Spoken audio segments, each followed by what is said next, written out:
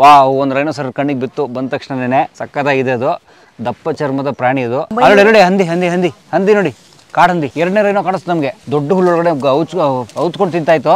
ಆದರೆ ನಾವು ಬಂದ ತಕ್ಷಣ ಓಡೋಗ್ತಾ ಇದ್ದು.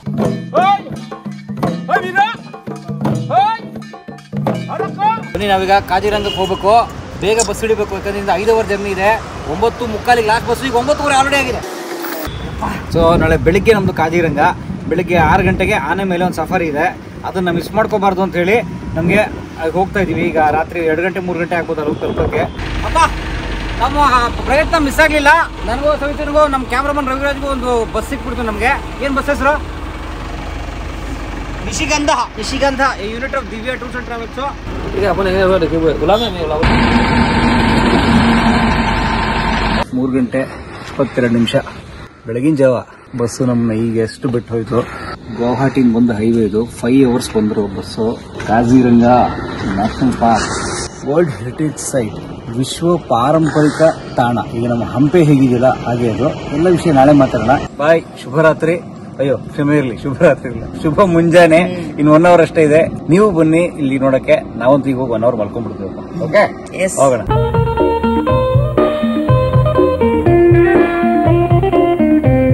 ಕಾಜಿರಂಗ ರಾಷ್ಟ್ರೀಯ ಉದ್ಯಾನವನ ಇದು.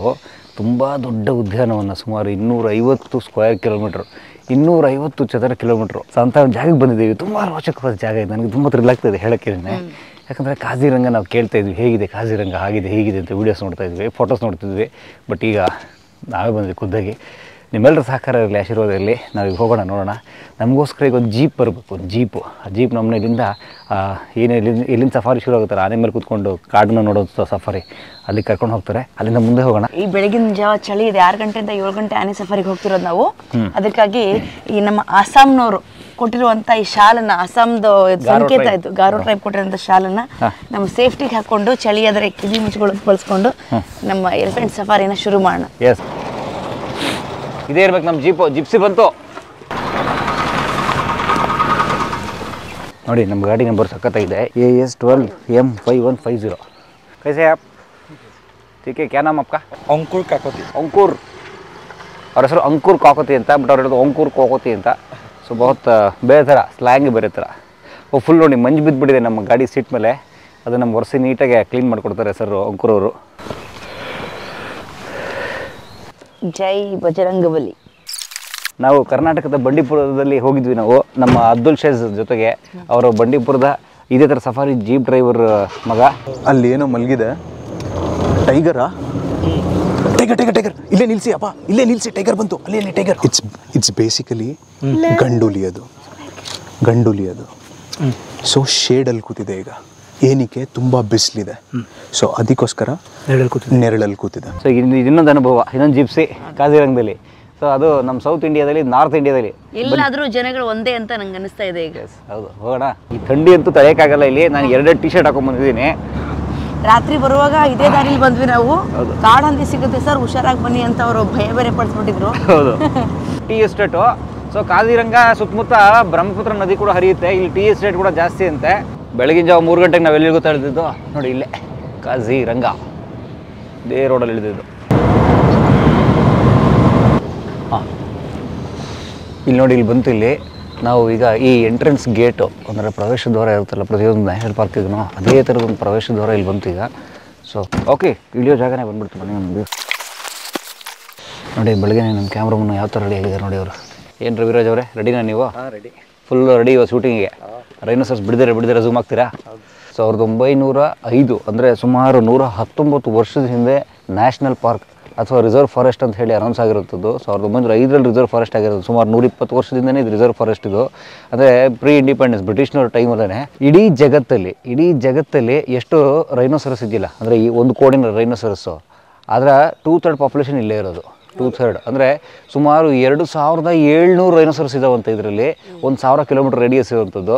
ನೋಡಿ, ಯೋಚನೆ ಮಾಡಿ. ಅಂದರೆ ನಾವು ಬಂದಿರೋಂಥ ಜಾಗ ಸುಮ್ಮನೆ ಎಲ್ಲ ಇದೆ, ಯಾವುದೋ ಇದು ಏನೋ ಸಣ್ಣ ಇದು ಅದಲ್ವೇ ಅಲ್ಲ. ದಿಸ್ ಈಸ್ ಮೋಸ್ಟ್ ಇಂಪಾರ್ಟೆಂಟ್ ನಮ್ಮ ಬಯೋಡೈವರ್ಸಿಟಿ ಇರೋವಂಥದ್ದು. ಇಲ್ಲಿ 2700 ರೈನೋಸರಸ್ ಇದ್ದಾವೆ. ಇಲ್ಲಿ ಜಗತ್ತಲ್ಲಿರುವ ಸುಮಾರು 70% ಇಲ್ಲೇ ಇದ್ದಾವೆ.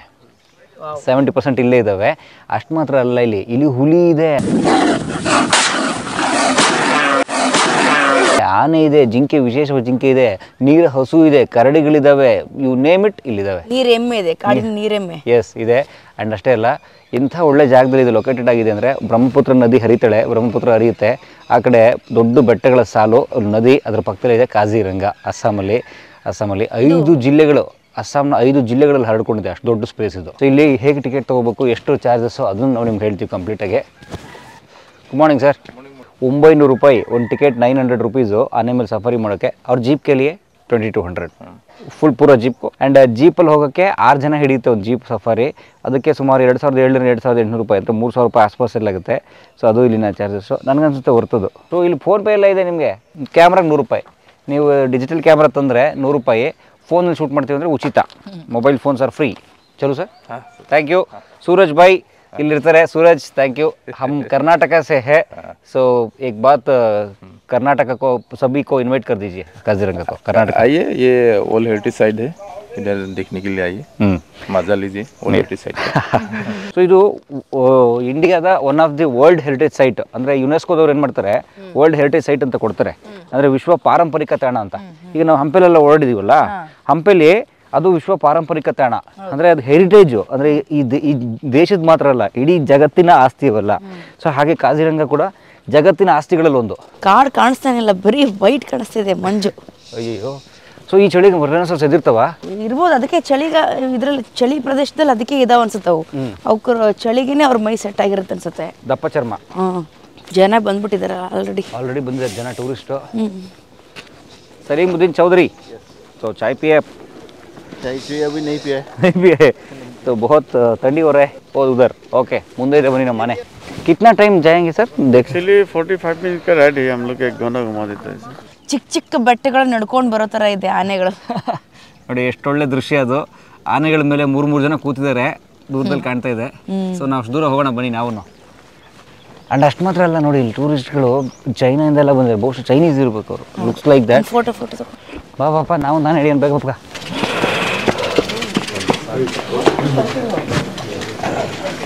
ಬನ್ನಿ, ಈಗೆಲ್ಲ ಆನೆಗಳು ಫುಲ್ಲು ಬ್ಯುಸಿ. ಈಗ ಆನೆಗಳು ಗಿಜಿ ಅಂತಿದ್ದಾರೆ ಜನ ಎಲ್ಲ, ನಾನು ಅಂತ. ನಮ್ಗೆ ಯಾವ ಆನೆ ಸಿಗುತ್ತೆ ನಾವು ಈಗ ನೋಡೋಣಂತೆ. ಅದು ನೋಡಿ ನಿಂತ್ಕೊಂಡು ಡ್ಯಾನ್ಸ್ ಮಾಡ್ತಿದೆ ಒಂದು ಆನೆ. ಹೌದು, ನೋಡಿ ಎಷ್ಟು ಜನ ಡ್ಯಾನ್ಸ್ ಮಾಡ್ತಾ ಇದೆ. ಅದು ಆಲ್ರೆಡಿ ಹೊಟ್ಬಿಟ್ರು ಒಬ್ರು. ಬನ್ನಿ ನಾವು ಓಡೋಣ. ಬನ್ನಿ. All the best. ಮುಂದೆ ಹೋಗು. ಲೇಡೀಸ್ ಯಾವತ್ತು first. Okay, settle. Okay sir. Yes, thank you, bye. ಹೆಂಗಿದೆ ಸರ್ ಎಕ್ಸ್ಪೀರಿಯನ್ಸ್ ನಿನಗೆ? ಚೆನ್ನಾಗಿದೆ. ನಮ್ಗೆ ಗಾಡಿ ಮೇಲೆ ಸುಮ್ಮನೆ ಸೀದಾ ಹೋಗಿ ರೂಢಿ ಅಲ್ವಾ, ಒಂಚೂರ ಹಾನಿ ಹಿಂಗೆ ನಡೀತಾ ಇರುತ್ತೆ, ಭಯ ಆಗತ್ತೆ. ಅದಕ್ಕೇನ್ ತೆಗ್ಗೆಲ್ಲ ನಡ್ಕೊಂಡು ಹೋಗ್ಬಿಡ್ತದೆ. ನಮಗ್ ಭಯ ಆಗತ್ತೆ, ಹಿಡಿತಾ ಇದೆ. ಓಕೆ ಸರ್, ಭಯ ಕ್ಯಾ ನಾಮ್ ಆಪ್ಕಾ? ರಾಜು ಅವ್ರು ನೋಡಿ, ನಮ್ಮ ಮಾವುತರು ಇವ್ರೇನೆ. ಮುಂದೆ 5 ಆನೆ ಹೋಗ್ತಾ ಇದೆ. ವಾವ್, ಅಲ್ಲೇ ಸಿಕ್ಬಿಡ್ತು ರೈನೋಸರ್. ಅಲ್ಲಿದೆ. ವಾವ್, ಒಂದು ರೈನೋಸರ್ ಕಣ್ಣಿಗೆ ಬಿತ್ತು ಬಂದ ತಕ್ಷಣನೇ. ಸಕ್ಕತ್ತಾಗಿದೆ ಅದು. ದಪ್ಪ ಚರ್ಮದ ಪ್ರಾಣಿ ಅದು. ಒಂದು 20 ವರ್ಷ ಇರ್ಬೋದಂತೆ ಅದಕ್ಕೆ. ಸೊ ನೋಡಿ, ವೆಜಿಟೇರಿಯನ್ ಪ್ರಾಣಿ ಅದು. ನೋಡಿ, ಹುಲ್ ತಿಂತಾ ಇತ್ತದು. ನಾವು ಬಂದು ಆನೆಗಳು ನಾವೆಲ್ಲ ಬಂದು ಅದಕ್ಕೆ ತೊಂದರೆ ಕೊಟ್ವಿ. ಅದಕ್ಕೆ ಬೇಜಾರು ಮಾಡ್ಕೊಂಡು, ಈ ಮನುಷ್ಯರು ಎಲ್ಲಿದ್ರು ಇಷ್ಟೇ ಅಪ್ಪ ಅವರು, ಸರಿ ಇಲ್ಲ ಅವರು ಅಂತ ಬೈಕೊಂಡು ಹೋಗ್ತಾ ಇದೆ ಅದು. ಬಟ್ ನಾವು ಆನೆಗಳು ಬಿಡ್ತಾ ಇಲ್ಲ, ಅದನ್ನೇ ಚೇಸ್ ಮಾಡ್ಕೊಂಡು ಹೋಗ್ತಾ ಇದ್ದೀವಿ ನೋಡಿ. ಇದು ವಾವ್, ತುಂಬಾ ಜನ ಟೂರಿಸ್ಟ್ ಬಂದಿದ್ದಾರೆ. ಸಿಲ್ವರ್ ಕಲರ್ ಪೇಂಟ್ ಹಚ್ಕೊಂಡಂಗಿದೆ ಅದು. ಹೌದು, ಅಂತೂ ಒಂದು ಕಣ್ಣಿಗೆ ಕಾಣಿಸಿದ್ಮೇಲೆ ಇನ್ನೊಂದು ಸಿಗುತ್ತಾ ಅಂತ ನೋಡೋಕೆ ಅಂತ ನಾವು ಮುಂದೆ ಹೋಗ್ತಾ ಇದೀವಿ ಈಗ. ಇದು ಕಾಜಿರಂಗ ಹೆಂಗ್ ಶುರು ಆಯ್ತು ಅನ್ನಕ್ಕೆ, ಅಂದ್ರೆ ಹೆಂಗ್ ಕಂಡಿಡಿದ್ರು ಅಂತ ಹೇಳಕ್ ಒಂದು ಇತಿಹಾಸ ಇದೆ. ಏನಿದೆ? 1904ರಲ್ಲಿ ಕರ್ಜನ್ ಅಂತ ಭಾರತದ ವೈಸ್ರಾಯ್ ಆಗಿದ್ರು. ಓಕೆ, ಲಾರ್ಡ್ ಕರ್ಜನ್ ಆಫ್ ಗೆಡ್ಲಿಸ್ಟನ್ ಅಂತ ಹೇಳಿ. ಅವರ ಹೆಂಡತಿ ಈ ಜಾಗಕ್ಕೆ ಭೇಟಿ ನೀಡ್ತಾರೆ. ಅವಾಗ ಅವ್ರಿಗೆ ಅನಿಸುತ್ತೆ, ಈ ಪ್ರದೇಶವನ್ನ ನಾವು ಸಂರಕ್ಷಿತ ಪ್ರದೇಶ ಅಂತ ಮಾಡ್ಬೇಕು ಅಂತ ಹೇಳಿ. ಯಾಕಂದ್ರೆ ಇಲ್ಲಿ ಒಂದೇ ಕೋಡಿನ ಗೇಂಡಾಮೃಗ ಸುಮಾರು ನೋಡಕ್ ಸಿಗುತ್ತೆ, ಹಾಗಾಗಿ ಇದನ್ನ ರಿಸರ್ವ್ ಮಾಡಿ ಅಂತ ಹೇಳಿ ಅವರು ಒಂದು ಸಜೆಷನ್ ಕೊಡ್ತಾರಂತೆ. ಫಸ್ಟ್ 1904ರಲ್ಲಿ ಕಾಜಿರಂಗವನ್ನ 1908ರಲ್ಲಿ ರಿಸರ್ವ್ ಫಾರೆಸ್ಟ್ ಅಂತ ಗೊತ್ತುಪಡಿಸ್ತಾರೆ. 1914ರಲ್ಲಿ ಇದನ್ನ ಕಾಜಿರಂಗ ಆಟದ ಅಭಯಾರಣ್ಯ ಗೇಮ್ ಸ್ಯಾಂಕ್ಚುರಿ ಅಂತ ಹೇಳಿ ಮರು ವಿನ್ಯಾಸ ಮಾಡ್ತಾರೆ. ಇಲ್ಲಿ ಬೇಟೆಯನ್ನ ನಿಷೇಧ ಮಾಡ್ತಾರೆ ಅವಾಗ 1938ರಲ್ಲಿ. ಅದಕ್ಕೆ ಮುಂಚೆ ಬೇಟೆ ಆಡ್ತಿರ್ತಾರೆ ಇಲ್ಲಿ. 1950ರಲ್ಲಿ ಅದನ್ನ ಕಾಜಿರಂಗ ವನ್ಯಜೀವಿ ಅಭಯಾರಣ್ಯ ಅಂತ ಹೇಳಿ ಮರು ನಾಮಕರಣ ಮಾಡ್ತಾರೆ. 1954ರಲ್ಲಿ ಅಸ್ಸಾಂ ಸರ್ಕಾರ ಅಸ್ಸಾಂ ಘೇಂಡಾಮೃಗ ಮಸೂದೆಯನ್ನ ಅಂಗೀಕರಿಸುತ್ತೆ. ಅಂದ್ರೆ ಸ್ವತಂತ್ರ ಬಂದ ನಂತರ.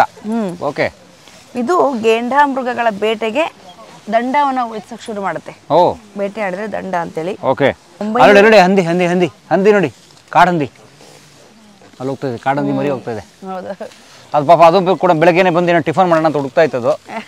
ನಾವು ಬಂದಾಗ ಏನದು ತೊಂದರೆ ನೋಡಿ ಆನೆ ನಮ್ ಕರ್ಕೊಂಡು ಹೋಗ್ತಾ ಆಗ್ತಾ ಹುಲ್ ತಿಂತಾ ಇದೆ. ಹೌದು, ಅದು ಊಟ ಮಾಡ್ತಾ ಇದೆ, ಊಟ ಮಾಡ್ಕೊಂಡು ಟಿಫನ್ ಬ್ರೇಕ್ಫಾಸ್ಟ್. ಹುಲ್ಲದು. ಹೌದು, ಇದು ನಮ್ಮ ಬಂಡೀಪುರದಷ್ಟು ದಟ್ಟ ಅಭಯಾರಣ್ಯ ಅಲ್ಲ ಅನ್ಸುತ್ತೆ. ಅದಕ್ಕಿಂತ ದಟ್ಟ ಅಲ್ಲ. ಈಗ ನಾವು ಹೋಗ್ತಾರೆ ಬರೀ ಹುಲ್ಗಾವಲ್ ಇದು.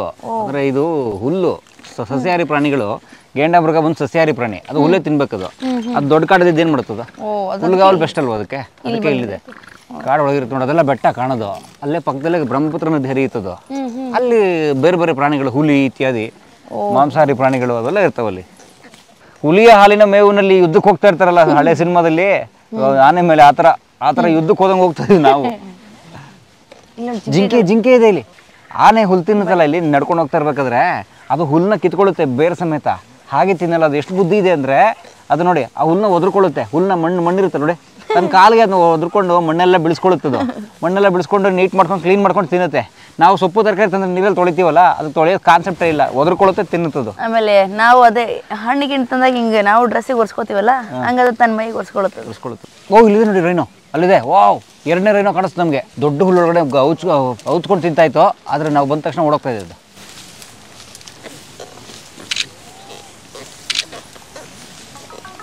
ಸೂರ್ಯ ಇವಾಗ ತಾನೇ ಉದಯಿಸ್ತಾ ಇದ್ದಾನೆ. ಈಗ ಸುಮಾರು 6:40 ಟೈಮು, 6:40 ಉದಯಿಸ್ತಾ ಇದ್ದಾನೆ. ವಾವ್, 2ನೇ ರೈನೋ ನಮಗೆ ಸ್ಪಾಟ್ ಆಯಿತು. ಸೆಕೆಂಡ್ ಗೇಂಡಾಮೃಗ ನೋಡ್ತಾ ಇದ್ದೀವಿ. ಅದು ಸಸ್ಯಾಹಾರಿ ಪ್ರಾಣಿ. ನಮ್ಮ ಗೇಂಡಾಮೃಗ ಇದೆಯಲ್ಲ, ಅದು ಆನೆ ಥರ ಸಸ್ಯಾಹಾರಿ ಪ್ರಾಣಿ. ನೋಡೋಕ್ಕೆ ಮೈ ದಪ್ಪ ಇರುತ್ತೆ ಮತ್ತು ಸ್ವಲ್ಪ ಭಯಂಕರ ಕಂಡಂಗೆ ಕಾಣುತ್ತೆ. ಬಟ್ ಆ್ಯಕ್ಚುಲಿ ಅದು ಸಸ್ಯಾಹಾರಿ, ಸಸ್ಯ ತಿನ್ನುತ್ತೆ. ತಿಂದದು ಹಿಂಗೆ ಓಡಾಡ್ತಿರುತ್ತೆ. ಮುಂದೆ ಇರೋ ಕೋಡು ಅದರ ರಕ್ಷಣೆಗೆ ಅದು ತನ್ನ ಕೋಡಿಂದ ರಕ್ಷಣೆ ಮಾಡ್ಕೊಳುತ್ತದು. ಅಂದರೆ ಯಾರಾದರೂ ಅಟ್ಯಾಕ್ ಮಾಡಿದ್ರೆ ಅದನ್ನು ಬಳಸುತ್ತದು. ಸೊ ಆ ಥರ ಪ್ರಾಣಿ. ನಾವೀಗ ಇರೋವಂಥದ್ದು ಇಡೀ ಜಗತ್ತಿನ ಅತಿ ದೊಡ್ಡ ಗೇಂಡಾಮೃಗ ಅಭಯಾರಣ್ಯ ಇದು. ಕಾಜಿರಂಗ ನ್ಯಾಷನಲ್ ಪಾರ್ಕ್ ಅಥವಾ ವರ್ಲ್ಡ್ ಹೆರಿಟೇಜ್ ಸೈಟ್, ವಿಶ್ವ ಪಾರಂಪರಿಕ ತಾಣ, ರೈನೋಸರಸ್ಗಳ ಆವಾಸ ಸ್ಥಾನ ಇಂಡಿಯಾದಲ್ಲಿದೆ ಅಂತಲೇ ನಮ್ಗೆ ಭಾಳ ಸಂತೋಷ ಆಗುತ್ತೆ. ನೋಡಿ, ಆ ರೈನೋಸರಸ್ ನೀವು ನೋಡ್ತಾ ಇದ್ದೀರಲ್ಲ, ಈ ಕೆರೆ ಈಗ ಅಥವಾ ಚಿಕ್ಕದೊಂದು ಹಳ್ಳ, ಬಿಸಿಲು ಜಾಸ್ತಿ ಆದಾಗ ಅದು ಬಂದು ಅದ್ರಲ್ಲಿ ಬಿದ್ದು ಕೆಸರಲ್ಲಿ ಒದ್ದಾಡುತ್ತೆ. ಸೇಮ್ ಆನೆಗಳ ಥರನೇ ಇದು. ಕೆಸರು ಅಂದರೆ ತುಂಬ ಇಷ್ಟ ಅದಕ್ಕೆ, ನೀರು ಕೆಸರು ಅಂದರೆ. ಬಿಸಿಲು ಜಾಸ್ತಿ ಆಗ ಅದ್ರಲ್ಲಿ ಬಿದ್ದು ಅದು ಒದ್ದಾಡುತ್ತದು. ಒಂದು ಗೇಂಡಾಮೃಗ ಮಲ್ಕೊಳ್ಳೋ ಸೈಜ್ ಇದೆ ನೋಡಿ, ಸೈಜ್ ನೋಡಿ. ಇಲ್ಲಿ ನಮ್ಮ ಕ್ಯಾಮ್ರಾಮನ್ ರವಿರಾಜ್ ಅವರು ಎಷ್ಟು ಚೆನ್ನಾಗಿ ಎಲ್ಲ ಶೂಟ್ ಮಾಡ್ತಾರೆ ನೋಡಿ. ನೀಲಿ ಕಲರ್ ಮಫ್ಲರ್ ಕಟ್ಕೊಂಡವರು. ಇಲ್ಲೊಂದು ಚಿಕ್ಕ ಮರಿ ಇದೆ, ಆನೆ ಮರಿ. ಅದು ಪಾಪ ಅದು ದೊಡ್ಡ ಆನೆಗಳ ಜೊತೆಗೆ ಬರ್ತಾ ಇದೆ. ಸುಮ್ಮನೆ ತನ್ಪಾಡಿತ್ತನೋ ದಿನ ಬೆಳಗ್ಗೆ ಇದು ಕೆಲ್ಸಕ್ಕೆ ಹೋಗೋ ಹೆಣ್ಮಕ್ಳ ಜೊತೆಗೆ ಮಕ್ಳು ಬರ್ತಿರ್ತಾರಲ್ಲ, ನಾನು ಬರ್ತೀನಿ ಅಂತ ಹೇಳ್ತಿರ್ತಾರಲ್ಲ, ಆ ಥರನೇ ನೋಡಿ. ಇಲ್ಲೊಂದು ಚಿಕ್ಕದು. ಕೆಲ್ಸಕ್ಕೆ ಹೋಗೋರು ಬೇಡಪ್ಪ, ಸುಸ್ತಾಗಿದೆ, ಹೋಗ್ಲಿ ಮನೆಗಿದ್ದು ಸಾಕು ಅಂತ ಅನ್ಕೋತಿರ್ತಾರ. ಆದ್ರ ಅವ್ರ ಮಕ್ಳು ನಾವು ಬರ್ತೀವಿ ಅಂತಾರಲ್ಲ, ಹಂಗೆ ಉತ್ಸಾಹದಿಂದ ಹಂಗೆ ನೋಡಿ. ಸಣ್ಣವಿದೆಯೋ ಸುಮ್ ಮನೆಗಿರುವಂತದ್ರಿಲ್ಲ, ನಾನು ಬರ್ತೀನಿ ನನ್ನ ಕರ್ಕೊಂಡು ಹೋಗಿ ಅಂತ ಸುಮ್ಮನೆ ವಾಕ್ ಬರುತ್ತೆ ನೋಡಿ. ಅದು ಬೆಳಗ್ಗೆನೇ ಎದ್ದದು. ನಾವು ನಿಂತೀವಲ್ಲ, ಭಯ ಪಡ್ಕೊಂಡು ಬೈತಾರೆ ನೋಡಿ. ಸುತ್ತ ನೀವು ಇನ್ನೂ ಗಮನಿಸ್ಬೋದು, ಒಳ್ಳೆ ಕಾಡು, ಇನ್ನೂ ಮಂಜಿದೆ. ಬಹುಶಃ ಈಗ ನಾವು ವಾಪಸ್ ಹೋಗ್ತೀವಿ. ಆನೆಯಿಂದ ಇಳಿತೀವಿ. ಒಳ್ಳೆ ದೂರದಲ್ಲಿ ಒಂದಿದೆ. ಆ್ಯಕ್ಚುಲಿ ದೂರದಲ್ಲಿ ಮೇಲೆಲ್ಲ ನೋಡಿ ಕೂತಿದ್ದಾವೆ ಹಕ್ಕಿಗಳು. ಇಲ್ಲೊಂದಿದೆ ರೈನೋಸರಸ್ಸು ನೋಡಿ. ಇಲ್ಲೊಂದು ನಮಗೆ ನೋಡಿದ್ರಲ್ಲ, ಇಲ್ಲೊಂದು ಹುಲ್ ತಿಂತಾ ಇರೋದನ್ನು, ಅಲ್ಲೊಂದಿದೆ ನೋಡಿ ದೂರದಲ್ಲಿ. ಅದ್ರ ಮೇಲೆ ಎಲ್ಲ ಪೂರ್ತಿ ಬೆಳಗಿನ ಜಾವ ಹಕ್ಕಿಗಳು ಕೂತಿರ್ತವೆ. ನಮ್ಮ ಊರಲ್ಲಿ ಹಸುಗಳ ಮೇಲೆ, ದನಗಳ ಮೇಲೆ ಕೂತಿರ್ತಾವಲ್ಲ, ಆ ಥರ. ಅಲ್ಲಿ ನೋಡಿ ಎಷ್ಟೊಂದು ಜಿಂಕೆಗಳಲ್ಲಿ ಕಾಣಿಸ್ತಿದ್ದಾವೆಲ್ಲ. ಅಕ್ಷರ ಹುಲ್ಲಿನ ಮರೇಲಿ ಮೇಯ್ತಿದ್ವು. ನಮ್ಮ ಈ ಸೌಂಡ್ ಕೇಳಿ ಅಪ್ಪ ಬಂದ್ರಪ್ಪ ಮನುಷ್ಯರುಗಳು ಟಾರ್ಚರ್ ಕೊಡೋಕ್ಕೆ ಅಂತೆಲ್ಲ ಇದು ನೋಡ್ತಾ ಇದ್ದಾವೆ ನೋಡಿ ಇವು ನಮ್ಮನ್ನು. ಬಹುಶಃ ಹೆಣ್ಣು ಇದೇ ಇರಬೇಕು. ದೂರದಲ್ಲಿ ನಿಂತ್ಕೊಂಡು ಸ್ಟೈಲ್ ಕೊಡ್ತಾ ಇದೆಯಲ್ಲ, ಇದೇ ಇರಬೇಕು. ಗುದ್ದಾಡಿ ನೀವು ಯಾರು ಬದುಕ್ತೀರಾ ಇಲ್ಲಿ ಬನ್ನಿ ಅಂತ. ಬಹುತೇಕ ಮುಗಿತಾ ಇದೆ ನಮ್ಮ ಇವತ್ತಿನ ಈ ಆನೆ ಟ್ರಿಪ್ಪು, ಕಾಜಿರಂಗದ್ದು. ಜೀವಮಾನದ ಮರೆಯಲಾರದ ಒಂದು ಅನುಭವ ಮುಗಿತಾ ಇದೆ ನೋಡಿ. ನಾನು ಎಂಥ ಅನುಭವಗಳನ್ನ ಕೊಡಿಸ್ತಾ ಇದ್ದೀನಿ. Thank you so much. ಅದೇ ನನಗೂ ನೆನಪಾಗ್ತಾ ಇತ್ತು. ಆಗ್ತಾಯ್ತಾ? ಈಗ ನಾವು ಹೆಣ್ಮಕ್ಳು ಒಂದಿಷ್ಟು ಮದುವೆ ಆದ್ಮೇಲೆ ಜಗಳ ಮಾಡದೆ ಕಾಯ್ದ್ರೆ, ಮೊದಲು ಹನಿಮೂನಿಗೆ ಹೋಗ್ಲಿಲ್ಲ ಅಂದ್ರೂ ಆಮೇಲೆ ಹೋಗೋ ಭಾಗ್ಯ ಸಿಗುತ್ತೆ ಅಂತ, ಭಾಗ್ಯಕ್ಕೋಸ್ಕರ ಕಾಯ್ಬೇಕಂತ. ಹೌದು. ಸೊ 8 ಗಂಟೆಯಿಂದ ನಿಮಗೆ ಜೀಪ್ ಸಫಾರಿ ಶುರು ಆಗುತ್ತೆ. ಇಲ್ಲಿ ಬಂದು ಜೀಪ್ ಸಫಾರಿನ ಬುಕ್ ಮಾಡ್ಕೊಂಡು ನೀವು ಓಡಾಡ್ಬೋದು. ಒಂದು ಇಡೀ ಜೀಪ್ಗೆ ಸುಮಾರು ಒಂದು 3,000 ರೂಪಾಯಿ ಖರ್ಚು ಬರುತ್ತೆ ನಿಮಗೆ. ಹತ್ತತ್ರ ಅಪ್ರಾಕ್ಸಿಮೇಟ್ಲಿ ಬರ್ಬೋದು. ನೀವು 6 ಜನ ಗುಂಪು ಬರ್ಬೋದು, ತಂಡಗಳು. ಸೊ ಹಾಗಾಗಿ ನೀವು ಮಧ್ಯಾಹ್ನ 12 ಗಂಟೆವರೆಗೂ ಜೀಪ್ ಸಫಾರಿನೂ ಇರುತ್ತೆ. ಇದು 9 ಗಂಟೆವರೆಗೂ ಆನೆ ಸಫಾರಿ ಇರುತ್ತೆ. ಸೊ ಆನೆಗಳು ಈ ಥರ ಕರ್ಕೊಂಡು ಹೋಗ್ತದೆ 45 ನಿಮಿಷ. ಸೊ 900 ರೂಪಾಯಿ ಒಬ್ಬ ವ್ಯಕ್ತಿಗೆ. ತುಂಬ ಅದ್ಭುತವಾಗಿರುತ್ತೆ, ರೋಚಕವಾದ ಅನುಭವ. ಫ್ಯಾಮಿಲಿ, ಫ್ರೆಂಡ್ಸ್ ಎಲ್ಲರ ಜೊತೆ ಬನ್ನಿ. बहुत बहुत धन्यवाद आप सबको. बहुत अच्छा काम कर रहे हैं आप सब. ಒಟ್ಟಾರೆ ನಮ್ಮ ಕಾಜಿರಂಗದ ಆನೆ ಸಫಾರಿ ಲೋಕ, ಆನೆ ಮೇಲೆ ನೀವು ಬಂದರೆ ನೀವು ಕಾಜಿರಂಗಕ್ಕೆ ಬಂದರೆ ದಯವಿಟ್ಟು ಯಾವುದನ್ನು ಮಿಸ್ ಮಾಡ್ಕೊಬೇಡಿ. ಕಾಜಿರಂಗದಲ್ಲಿ ಆನೆ ಮೇಲೆ ಹೋಗೋ ಅನುಭವನೇ ಬೇರೆ, ಜೀಪಲ್ಲಿ ಹೋಗೋ ಅನುಭವ ಬೇರೆ. ಸೊ ಎರಡೂ ಇರುತ್ತೆ. ಸ್ವಲ್ಪ ಬೇಗ ಬಂದ್ಬಿಡಿ, ಬೇಗ ಬಂದು ಬೇಗ ರೆಡಿ ಆಗ್ಬಿಟ್ರೆ ನಿಮ್ಗೆಲ್ಲವೂ ಸಿಕ್ಬಿಡುತ್ತೆ. ಬೇಕಂದ್ರೆ ನಿದ್ದೆನೇ ಮಧ್ಯಾಹ್ನ ಮಾಡ್ಬೋದು, ಆದಷ್ಟು ಬೇಗ ಬೆಳಿಗ್ಗೆ ಹೇಳಿ ಟ್ರೈ ಮಾಡ್ಬೇಕಿಲ್ಲ. ಆನೆ ಲದ್ದಿ ತುಂಬ ಒಳ್ಳೇದಂತೆ. ಆನೆ ಲದ್ದಿ ಘಮ್ಮನ್ನು ತೊಡಿ. ಆನೆ ಲದ್ದಿ ಟೇಸ್ಟ್ ನೋಡ್ತೀಯಾ ಯಾವ ಥರ ಇದೆ? ಈ ಇದು ಚಹಾ ಮಾಡಿದಾಗ ಚಹಾ ತಣ್ಣಗಾದ್ಮೇಲೆ ವಾಸನೆ ಬರುತ್ತಲ್ಲ. ಕರೆಕ್ಟ್. ಟೀ ತಣ್ಣಗಾದಾಗ ಬಂದಂಗೆ ಬರುತ್ತೆ ನೋಡಿ. ನೀವು ಒಂದು ಸ್ವಲ್ಪ एलिफेंट डंग में ना, एलिफेंट डंग यहाँ में हम लोग का यूज नहीं करता है ना. हाँ. वो थाईलैंड में ना हाँ. एलिफेंट डंग वो पेपर बनाता है. ನೋಡಿ ಥಾಯ್ಲೆಂಡಲ್ಲಿ ಹಸು ಇದು ಆನೆದು ಇದರಿಂದ ಲದ್ದಿಯಿಂದ ಪೇಪರ್ ಮಾಡ್ತಾರಂತೆ. ಹೇಗೆ ಅನಿಸ್ತಾ ನನಗೆ ಇದು ಒಟ್ಟು ಅನುಭವ? ಆಮೇಲೆ ಅವ್ರು ಹೇಳಿದ್ ನಂಗೆ ಕೇಳಿ ಖುಷಿ ಆಯ್ತು. ಈಗ ಅವರೆಲ್ಲರೂ ಒಂದು 70 ಏಜ್ ಆಗಿದೆ ತಾನೇ ಅವ್ರಿಗೆ? ಏಜ್ ಆಗಿದೆ. ಅವರೆಲ್ಲ ಫ್ರೆಂಡ್ಸ್ ಸೇರಿ ಬಂದಿದ್ದಾರೆ ನೋಡಿ. ಯೂಟ್ಯೂಬ್ ನೇಮ್ ಕಲಾ ಮಾಧ್ಯಮ. ಸಬ್ಸ್ಕ್ರೈಬ್ ಮಾಡ್ಕೊಡ್ತೀನಿ. ಸೊ ನಮಗೊಬ್ರು ಮಲೇಷಿಯನ್ ಸಬ್ಸ್ಕ್ರೈಬರ್ ಇರ್ತಾರೆ. YouTube this is our page and we got around 2 million followers. So can I subscribe with your permission? Okay, I'll be happy to. Yes, thank you. So no your good name please? SAW, SAW, Saw. Ayyo rampa, kuyo rampa. Rampa. In Kannada rampa. Have you seen Hampi? No. So please come. It's also World Heritage Site, Hampi. It's a very big kingdom in Karnataka. So in Kannada, for SAW saw we call Garagasa. Kuyodu. There are lots. We cut this tree, Garagasa. So your name is Garagasa. Yes. So ಕನ್ನಡದಲ್ಲಿ mister ಗರಗಸ ಅಂತ ಒಂದು cinema ಬಂದಿತ್ತಲ್ಲ, ಗರಗಸ. Oh yeah, sure. That's my name, and that's my business. Oh. I saw the tree. I make into plank and sell to people who make furniture. That's your business? Yeah, I build houses with timber. You make timber? So ಮಣ್ಣಿನ wooden ಮನೆ ಕಟ್ತಾರಲ್ಲ, ಆ wood ಮಾರೋರು ಇವರು. Give me your number, we'll come to Malaysia and we'll for when we come to Malaysia na. Yeah. That okay. So this is he is Kannada star Dr. Rajkumar. Okay, I give you my number. This is Rajkumar. Okay, please give me your number.